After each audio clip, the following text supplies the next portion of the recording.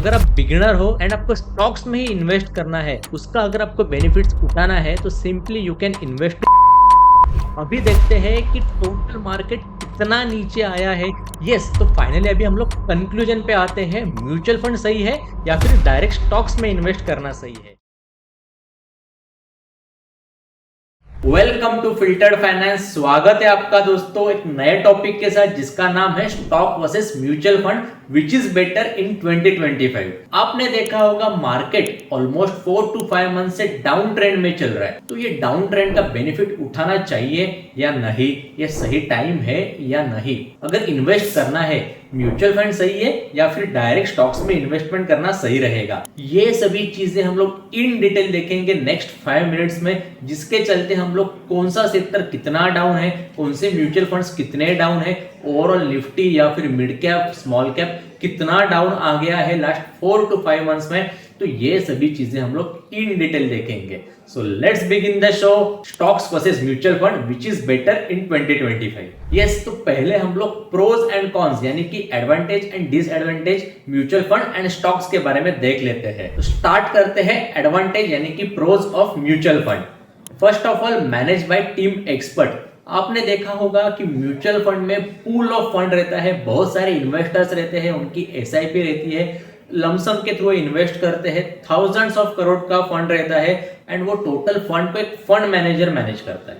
And जो fund manager होता है वो well qualified well educated person रहता है, उनके पास बहुत सालों का एक्सपीरियंस रहता है, हर एक सिनेरियो के लिए हर एक मार्केट मूवमेंट के लिए उनके पास स्ट्रेटेजीज रहती है। ये सभी चीजों का बेनिफिट्स लेके वो फंड मैनेजर आपके फंड्स अच्छी तरीके से कैसे ग्रो हो सकते हैं उसके ऊपर फोकस करता है। इसमें अभी आपको इन डिटेल जाने की जरूरत नहीं है कि कौन सा स्टॉक्स कितने पे बाय किया, कितना परसेंट रिटर्न ये पर्टिकुलर स्टॉक्स में मिला, तो ये सभी के सभी चीजों का केयर सिर्फ और सिर्फ फंड मैनेजर करेगा। सेकेंड जो चीज है, एक्सेस टू मैनेजमेंट इंफॉर्मेशन।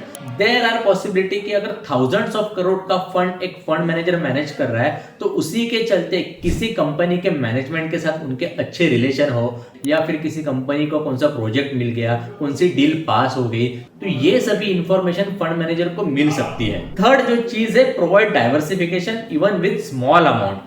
आपने म्यूचुअल फंड में देखा होगा कि 500 के साथ भी आप एसआईपी स्टार्ट कर सकते हो, तो 500 की इन्वेस्टमेंट के चलते आप मल्टीपल स्टॉक्स में इन्वेस्ट कर सकते हो। मे बी वो फंड में 40 to 50 स्टॉक्स है या फिर लार्ज कैप म्यूचुअल फंड हो, स्मॉल कैप म्यूचुअल फंड हो, मिड कैप म्यूचुअल फंड हो, तो टोटल जितने उसमें स्टॉक्स है वो सभी के सभी स्टॉक्स में आपके 500 रुपीज इन्वेस्ट हो जाएंगे। क्यों? तो आप सिर्फ अकेले नहीं हो कि 500 इन्वेस्ट करने वाले, there are lots of people, there are lakhs of people जो वो फंड में इन्वेस्ट कर रहे हैं। उसी के चलते फंड मैनेजर के पास एक करोड़ों रुपए का एक फंड आ जाता है एंड वही फंड के साथ वो स्टॉक्स मार्केट में एंट्री एग्जिट यानी कि इन्वेस्टमेंट करते जाते हैं। फोर्थ जो बेनिफिट है वो है ease of convenience. Mutual fund में आपको कोई भी स्टॉक की रिसर्च करने की जरूरत नहीं है, कौन सा स्टॉक कितने पे बाय करूं, कौन से टारगेट पे सेल करूं, इतना प्रॉफिट इनफ है या फिर और ऊपर जाएगा, फंडामेंटल एनालिसिस, टेक्निकल एनालिसिस, ये किसी भी चीजों की आपको जरूरत नहीं है।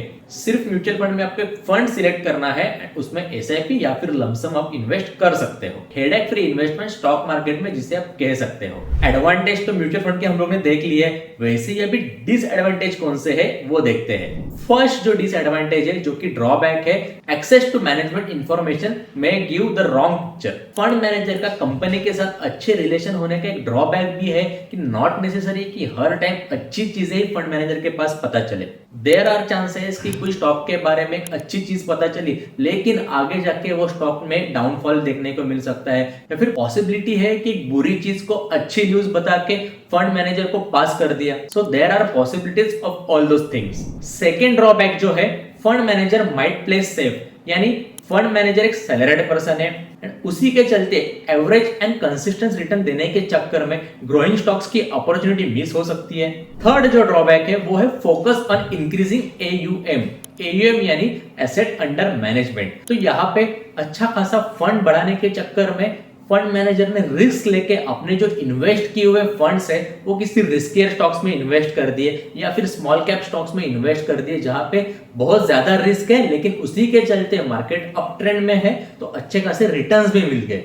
तो फॉर दैट पीरियड यानी कि फॉर 3 मंथ्स का पीरियड आप देख सकते हो, 6 मंथ्स का पीरियड देख सकते हो, उसमें पर्टिकुलर फंड ने अच्छा खासा रिटर्न दे दिया है। उसी के वजह से बहुत सारे इन्वेस्टर्स अट्रैक्ट हो जाएंगे एंड टुवर्ड्स दैट फंड्स बहुत ज्यादा इन्वेस्टमेंट आने के चांसेस है। फोर्थ जो चीज है वो है less chances of direct investment. तो आपने देखा होगा म्यूचुअल फंड में ना आपको पता चलेगा कि कौन से प्राइस पे बाय करना है पर्टिकुलर स्टॉक्स, कौन से प्राइस पे सेल करना है, कौन से स्टॉक्स में कितना वेटेज है, एक्चुअल में उतना वेटेज है या नहीं, कितने परसेंट पे वो स्टॉक सेल कर दिया। तो ये सभी चीजें आपके पास नहीं रहती है।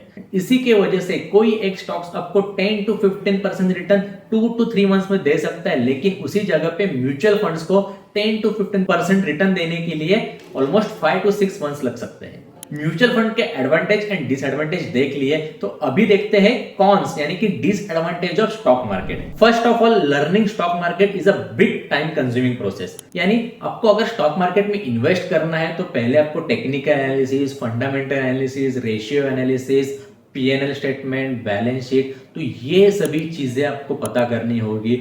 So this is huge time consuming process and उसमें आपको टाइम देना ही होगा।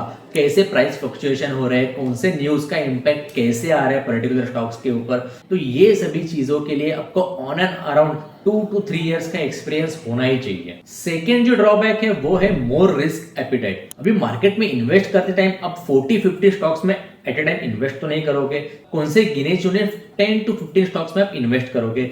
वही 10 to 15 स्टॉक्स को लेके आपकी रिस्क एपिटाइट जो है वो बढ़ जाती है एंड उसी के चलते म्यूचुअल फंड में रिस्क जो है वो डाइवर्सिफाइड होती है। क्यों? तो ऑलमोस्ट 50 to 60 स्टॉक्स एक फंड में होते हैं एंड स्टॉक्स में उसमें से ही कोई 3 से 4 स्टॉक्स अगर नीचे भी आ गए तो ओवरऑल पोर्टफोलियो आपका रेड होने के चांसेस है। ये तो हो गए drawbacks of direct stocks investment. So अभी देखते हैं एडवांटेज कौन से है अगर आप डायरेक्ट स्टॉक्स में इन्वेस्ट कर रहे हो तो। First of all, direct returns and benefits. आपके ऊपर है कि आप कौन से प्राइस पे स्टॉक बाय कर रहे हो, कौन से प्राइस पे सेल कर रहे हो, तो उसका आपको डायरेक्ट बेनिफिट्स मिल सकता है। आप स्विंग ट्रेडिंग के लिए जा रहे हो या पोजिशनल ट्रेडिंग के लिए जा रहे हो या फिर लॉन्ग टर्म इन्वेस्टमेंट के लिए जा रहे हो पर्टिकुलर किसी स्टॉक्स में, तो उसी के चलते स्विंग ट्रेडिंग में आपको 10 to 15% रिटर्न मिला, पोजिशनल में आपको 25 से 30% रिटर्न मिला, या फिर आपने 2 साल के लिए एक स्टॉक रख दिया उसमें आपको 70-80% मिलने के भी चांसेस है।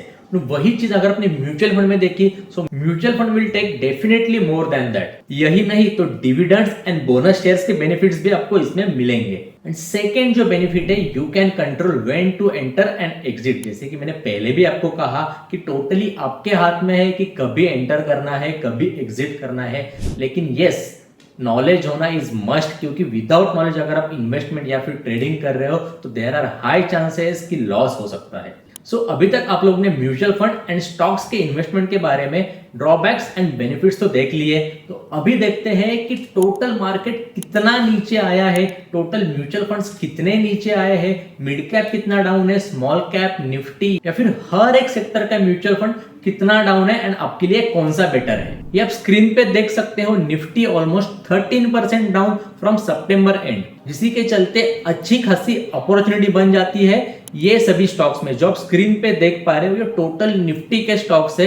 अभी आप मुझे बताइए कि इसमें से वो कौन से स्टॉक्स है जो ज्यादा स्पीड से बढ़ेंगे, ज्यादा जल्दी बढ़ेंगे और कम टाइम में अच्छा खासा रिटर्न दे सकते हैं। क्या आप वो आइडेंटिफाई कर पा रहे हो?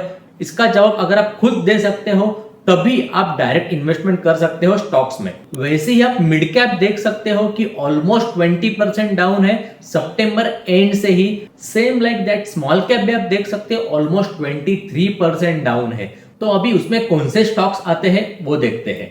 ये आप स्क्रीन पे देख सकते हो कि निफ्टी मिड कैप के स्टॉक्स है एंड वैसे ही आप निफ्टी स्मॉल कैप के भी स्टॉक्स देख सकते हो जो कि स्क्रीन पे आपको टोटली दिखाई दे रहे हैं। तो यही जो हम लोग स्टॉक्स देख रहे हैं, क्या आप मुझे आंसर कर पा रहे हो? निफ्टी होने दो, मिड कैप होने दो या फिर स्मॉल कैप होने दो, ये सभी के सभी मार्केट कैप के स्टॉक्स में वो कौन से 10 to 15 स्टॉक्स है जो आपको अच्छा खासा रिटर्न्स देके जाएंगे आने वाले टाइम में? अगर ये सवाल का आंसर आप खुद को दे पा रहे हो तो then only you can invest directly in stocks. और अगर आप ये बोलोगे कि मैं इसके कहने पे, फ्रेंड्स के कहने पे या फिर टेलीग्राम टिप्स पे रिलाय होके मैं इन्वेस्ट कर रहा हूं, तो बॉस म्यूचुअल फंड सही है। और वही हम लोग अभी देखते हैं कि म्यूचुअल फंड क्या कह रहा है। ये स्क्रीन पे आप total large cap mutual funds देख सकते हो जो कि 6 मंथ्स में ऑलमोस्ट मोर देन 5% डाउन है। उसका अगर आपको बेनिफिट्स उठाना है तो simply you can invest in large cap mutual fund, क्योंकि अभी नहीं तो आने वाले टाइम में ये जो 5% डाउन है, 8%, 10-12% डाउन है, वो अभी नहीं तो लेकिन आने वाले टाइम में डेफिनेटली रिकवर हो सकते हैं। तो वैसे ही आप मिड कैप के म्यूचुअल फंड स्क्रीन पे देख सकते हो, इतने सारे मिड कैप के म्यूचुअल फंड्स है जो कि ऑलमोस्ट 8% से लेके 16% डाउन है 6 मंथ्स में, और उसी का ही आपको बेनिफिट लेना है तो simply mid cap stocks find करने के अलावा आप डायरेक्ट म्यूचुअल फंड में इन्वेस्ट करके वो जो इतना सारा मार्केट डाउन आया है उसका बेनिफिट आप ले सकते हो। And last but not the list, small cap जो आप स्क्रीन पे देख पा रहे हो ऑलमोस्ट 19% 6 मंथ्स में डाउन है, एंड उसी जगह पे हम लोग ने इंडेक्स जो देखा वो 23% डाउन था। ऑलमोस्ट 5 to 6% का डिफरेंस है। लेकिन इसका अगर आपको डायरेक्ट बेनिफिट लेना है, आपको नॉलेज नहीं है, आपको रिसर्च नहीं करना है, फंडामेंटल टेक्निकल कुछ सीखना नहीं है, आपको कुछ हेडेक नहीं लेना है, तो yes you can invest directly in mutual fund. Yes, तो फाइनली अभी हम लोग कंक्लूजन पे आते हैं, म्यूचुअल फंड सही है या फिर डायरेक्ट स्टॉक्स में इन्वेस्ट करना सही है। अगर आप बिगिनर हो तो डेफिनेटली आपके लिए म्यूचुअल फंड सही है, लेकिन अगर आपको 2 to 3 इयर्स का डायरेक्ट स्टॉक मार्केट में इन्वेस्ट करने का एक्सपीरियंस है तो yes you can invest in well known stocks जो कि बेनिफिट्स देके जाएंगे ऑलमोस्ट लो से हाई तक का। अगर आप बिगिनर हो एंड आपको स्टॉक्स में ही इन्वेस्ट करना है तो wait boss Nifty overall down trend में है, जब भी ये ट्रेंड चेंज होके अप ट्रेंड में आएगा, या फिर आप वीकली टाइम फ्रेम या फिर डेली टाइम फ्रेम देख सकते हो जिसमें निफ्टी डाउन ट्रेंड में है, जब भी ये रिवर्स होके अप ट्रेंड का कंफर्मेशन आएगा तब भी आप डायरेक्ट स्टॉक्स में इन्वेस्टमेंट के बारे में सोच सकते हो। तब तक के लिए म्यूचुअल फंड सही है। एवरी मंथ अगर आप लमसम अमाउंट बोलो या फिर एसआईपी के थ्रू म्यूचुअल फंड में इन्वेस्ट कर रहे हो, हर एक म्यूचुअल फंड में large cap, mid cap, small caps, तो ये परफेक्ट है क्योंकि 2025 में मार्केट और नीचे आने के चांसेस है। तो म्यूचुअल फंड के साथ एवरेजिंग करना एनी टाइम बेस्ट रहेगा, और ये कितना और नीचे आ सकता है वो मार्केट ही बताएगा। उसी के चलते कौन से म्यूचुअल फंड्स बेस्ट है एंड कौन से मिड कैप स्टॉक्स अच्छे हैं, अगर आपको चाहिए इसके ऊपर video, so do let me know in comment box and I will make the video. Thank you so much दोस्तों।